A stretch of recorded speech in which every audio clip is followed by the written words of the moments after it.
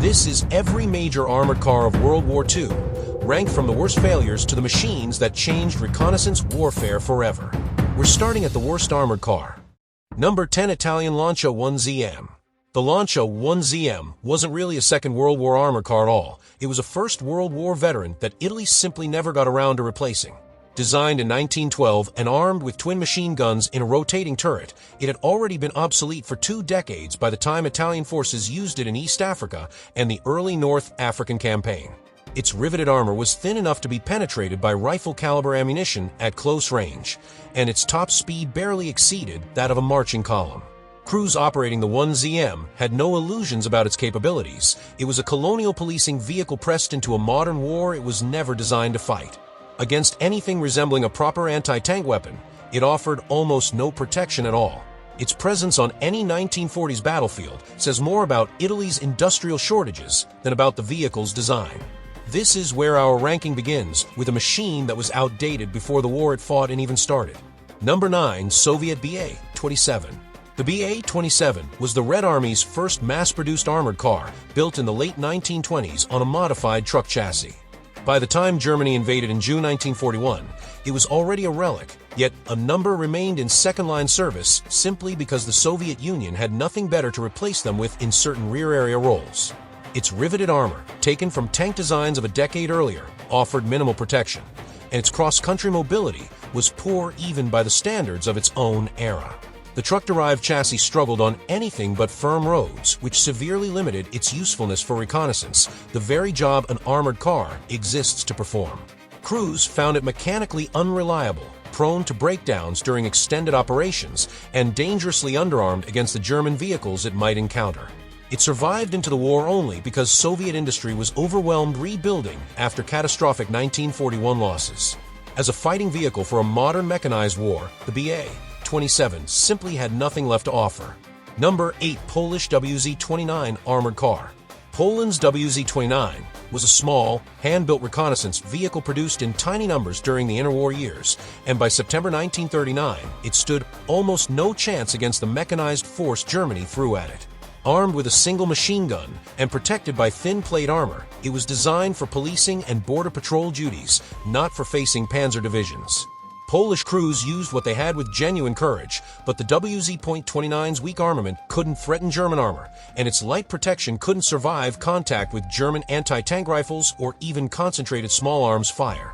Production numbers were so low that the vehicle had essentially no strategic impact on the campaign. Within days of the invasion, most surviving examples had been destroyed, captured, or abandoned as Polish forces retreated. The WZ-29 wasn't a bad design for the era it was conceived in. It was simply obsolete before it ever needed to prove itself against a real armored adversary. Number 7, Japanese Type 92 armored car. The Type 92 reflected the Imperial Japanese Army's early struggles to modernize its mechanized forces. Built primarily for use in Manchuria and China against poorly equipped opposition, it carried thin armor and light armament that made sense against infantry, but offered almost nothing against a properly equipped enemy. Its narrow, high-set hull made it prone to instability on rough terrain, and Japanese crews reported difficulty maneuvering it in the tight, muddy conditions common across the Pacific and Southeast Asian theaters.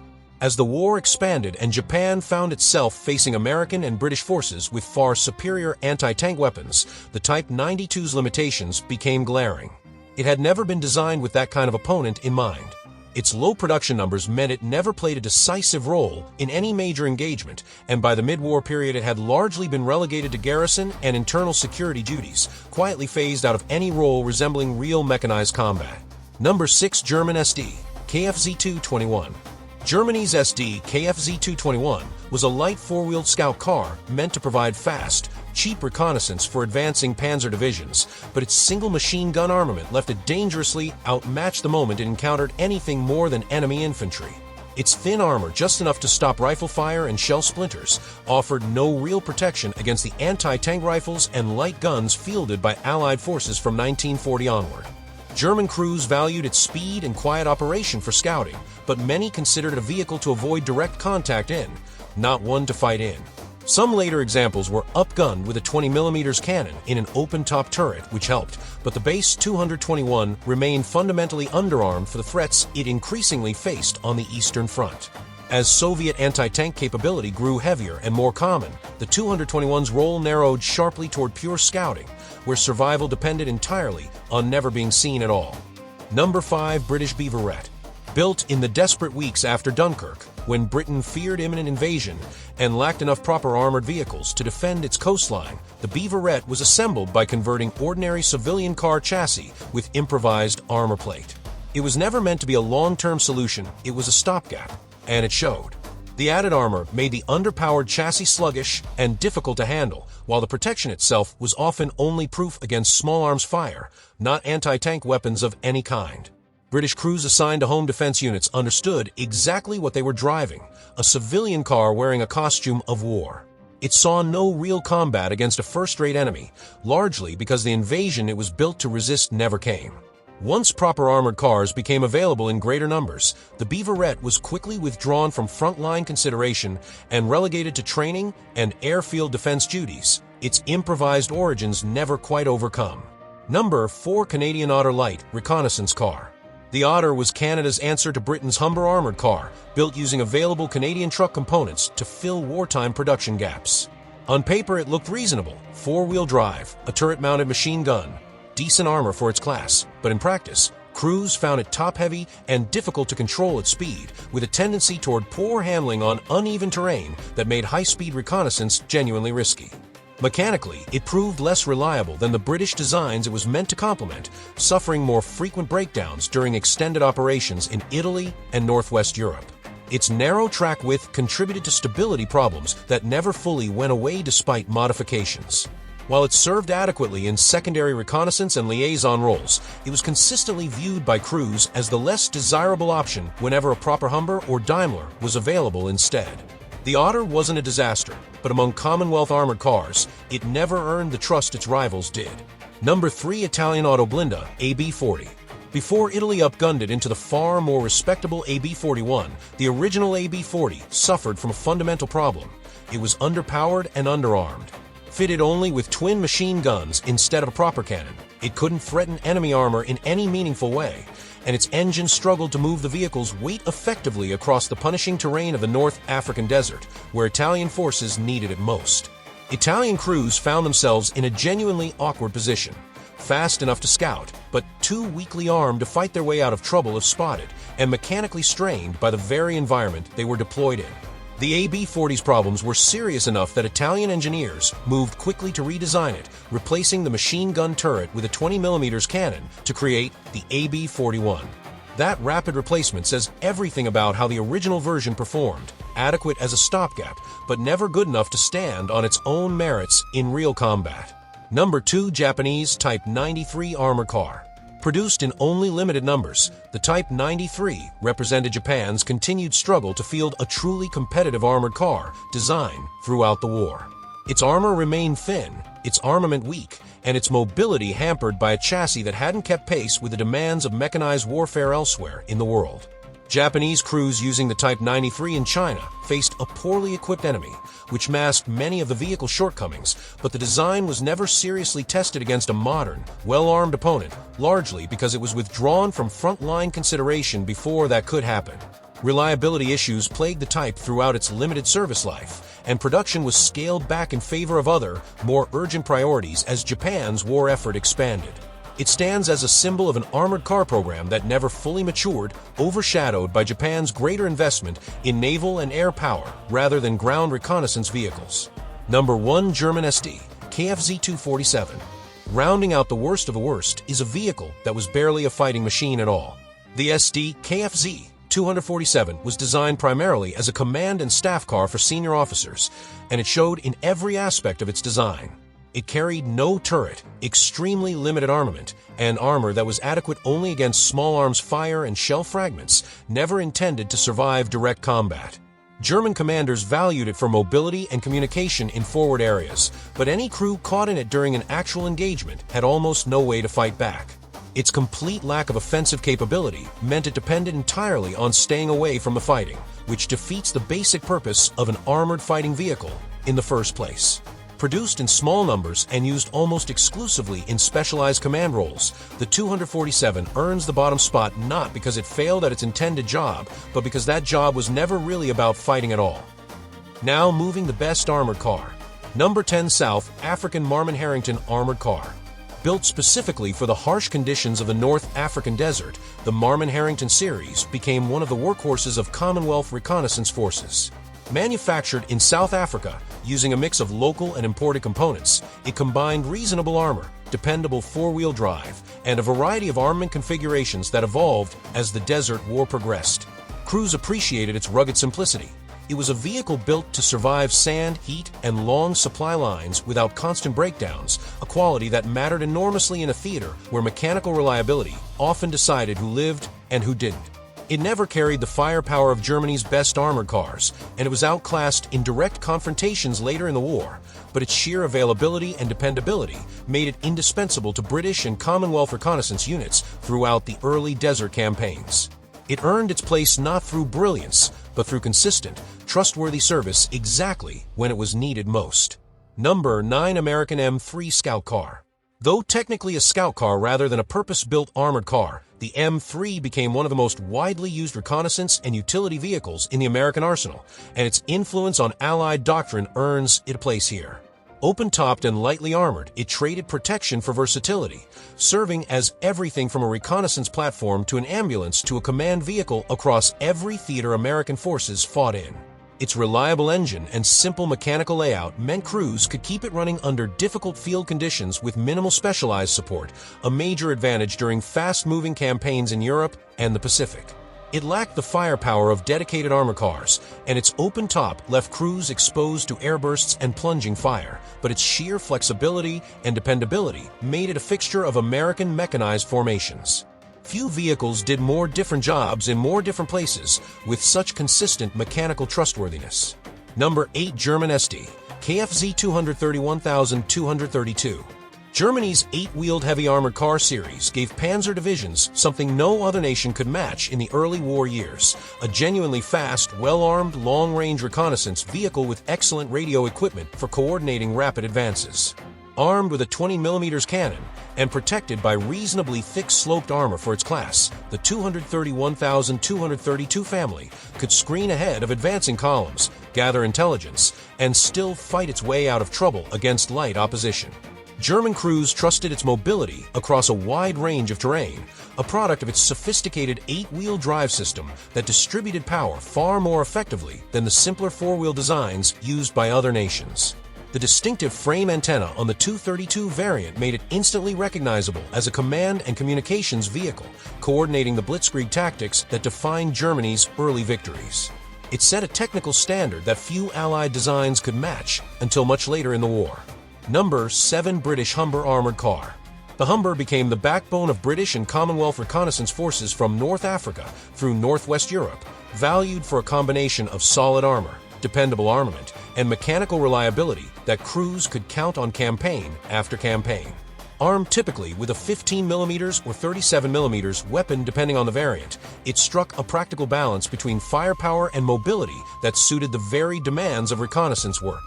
British crews praised its rugged simplicity and relatively comfortable interior compared to cramped rivals, along with an engine that held up well under the punishing conditions of desert operations and later the mud of the European campaign. It wasn't the fastest or most heavily armed armored car of the war, but its consistency made it one of the most trusted, serving in huge numbers across every major British campaign from 1941 onward. For sheer dependable service, few Allied armored cars matched its record. Number 6 French Panhard 178. When France went to war in 1940, the Panhard 178 was arguably the most capable armored car in Europe, armed with a 25mm cannon that could genuinely threaten early war German armor at reasonable ranges. Fast, reasonably well protected, and mechanically sound, it outperformed most of its German counterparts on paper during the Battle of France. French crews who operated it recognized its qualities, even as the broader French collapse overshadowed individual vehicle performance, and Panhard 178s fought effectively in several engagements before France's surrender. After the fall of France, Captured examples were pressed into German service, a genuine compliment to the design's quality, and continued to serve effectively in reconnaissance roles for their new operators. Free French forces later returned to using rebuilt and upgraded versions of the vehicle. Its tragedy wasn't poor design, it was being one of the best vehicles in an army that lost the campaign around it. Number 5. Soviet BA-64. The BA-64 was small, simple, and exactly what the Red Army needed by the time it entered service in 1942. A light, agile, mass-producible reconnaissance vehicle that could keep up with the increasingly mobile Soviet offensives of the war's second half. Its low profile and narrow silhouette made it a difficult target, and its four-wheel drive gave it genuinely impressive cross-country mobility for a vehicle of its size and cost. Soviet crews appreciated its maneuverability and the confidence that came from operating a vehicle small enough to avoid detection while still carrying a functional machine gun for self-defense. It never matched the firepower of Germany's heavier armored cars, but that was never its purpose. It was built for speed, numbers, and battlefield presence at a scale German industry simply couldn't match late in the war. Produced in the thousands, it became one of the defining Soviet reconnaissance vehicles of the Eastern Front. Number 4. German Sd.Kfz 234-1. The improved 8-wheeled 234 series represented a genuine technical leap forward from earlier German armored cars, with better armor, a more powerful engine, and greater operational range that extended reconnaissance capability deep behind enemy lines. The 234-1 variant, armed with a 20mm cannon in an open turret, offered crews a reliable balance of speed, protection, and firepower that held up well even as the war's technical demands escalated. German reconnaissance units valued its long operational range and excellent cross-country performance, a product of continued refinement of the 8-wheel drive system pioneered in earlier models. Even as Germany's broader war situation deteriorated, the 234 series remained a genuinely respected vehicle among the crews who operated it, a rare bright spot of engineering excellence late in the conflict. It demonstrated that German armored car design continued advancing even as resources for nearly everything else grew increasingly scarce. Number 3. British Daimler armored car. Widely considered one of the best all-around armored cars fielded by any nation during the war, the Daimler combined a fully rotating turret, a capable 2-pounder gun, excellent armor for its class, and outstanding mobility thanks to its independent suspension and four-wheel steering. British and Commonwealth crews consistently rated it among their most trusted reconnaissance vehicles, praising its smooth handling, mechanical reliability, and genuine ability to fight rather than simply flee when contact occurred. Unlike many armored cars that sacrifice capability for cost or speed, the Daimler managed to deliver real fighting power in a package still fast and agile enough for its reconnaissance role. It served with distinction from North Africa through the liberation of Northwest Europe, earning a reputation as a vehicle crews could genuinely rely on under pressure. Few Allied designs matched its combination of protection, firepower, and battlefield trust throughout the entire war. Number 2. American M8 Greyhound. Mass-produced in numbers no other nation could match, the M8 Greyhound became the definitive American armored car of the war, combining a 37mm main gun, respectable armor, and exceptional mechanical reliability that American industry could churn out at an extraordinary pace. Crews trusted its dependable engine and straightforward maintenance, qualities that mattered enormously during the fast-moving campaigns across France and Germany, where breakdowns could mean isolation behind enemy lines. Its open-top turret left crews somewhat exposed, a genuine drawback acknowledged even at the time, but its speed, firepower, and sheer availability more than compensated in the reconnaissance and screening roles it was built for. The M8's influence extended well beyond the war itself, with variants remaining in service with multiple nations for decades afterward. Its combination of practical firepower, dependable mechanics, and overwhelming production numbers made it the backbone of American reconnaissance forces from Normandy to the German border. Number 1. German Sd.Kfz 234-2 Puma. At the top of this ranking sits a vehicle crews across the German army genuinely feared, losing, and genuinely respected commanding, the Puma. Armed with a powerful 50mm gun in a fully enclosed turret and built on the refined 8-wheeled 234 chassis, it combined firepower that could genuinely threaten Allied light and medium armor with speed and range that outclassed nearly every other reconnaissance vehicle of the war. German crews trusted the Puma not just to scout, but to fight and win engagements that would have destroyed lesser armored cars outright, a rare distinction for a vehicle in this class. Its sloped armor, excellent optics, and long operational range made it equally effective screening advances and covering withdrawals during Germany's increasingly desperate late war campaigns. Even Allied forces who encountered it recognized it as one of the most dangerous reconnaissance vehicles fielded by any nation. The Puma didn't just scout the battlefield, it dominated it, and that's exactly why it earns the top spot. If you enjoyed this ranking, let me know in the comments which vehicle surprised you most and which era of armored warfare you want covered next, because there's an entire world of forgotten machines still waiting to be ranked. Subscribe if you want to be there when we cover it.